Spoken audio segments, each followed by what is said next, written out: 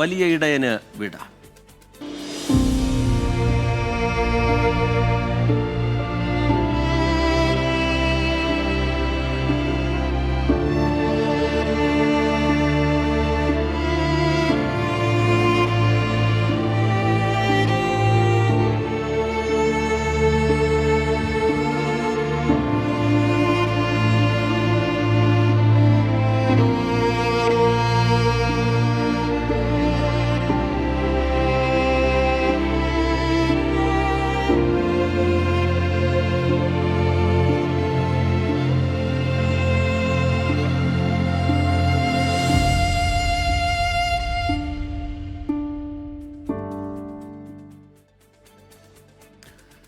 ആഗോള കത്തോലിക്ക സഭയുടെ പരമാധ്യക്ഷൻ ഫ്രാൻസിസ് മാർപ്പാപ്പയ്ക്ക് വിട.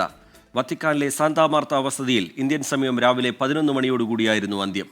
സംസ്കാര ചടങ്ങുകളുടെ വിശദാംശങ്ങൾ വത്തിക്കാൻ പുറത്തുവിട്ടിട്ടില്ല.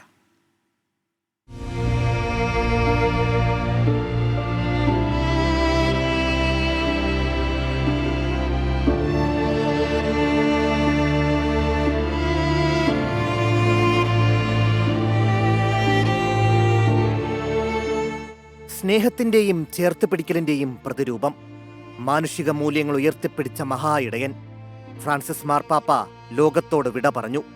സെന്റ് പീറ്റേഴ്സ് ബസലിക്കയുടെ പ്രധാന ബാൽക്കണിയിൽ ഈസ്റ്റർ ദിന സന്ദേശവുമായി ഫ്രാൻസിസ് മാർപ്പാപ്പ എത്തിയപ്പോൾ വിശ്വാസി സമൂഹം ആഹ്ലാദത്തിലായിരുന്നു.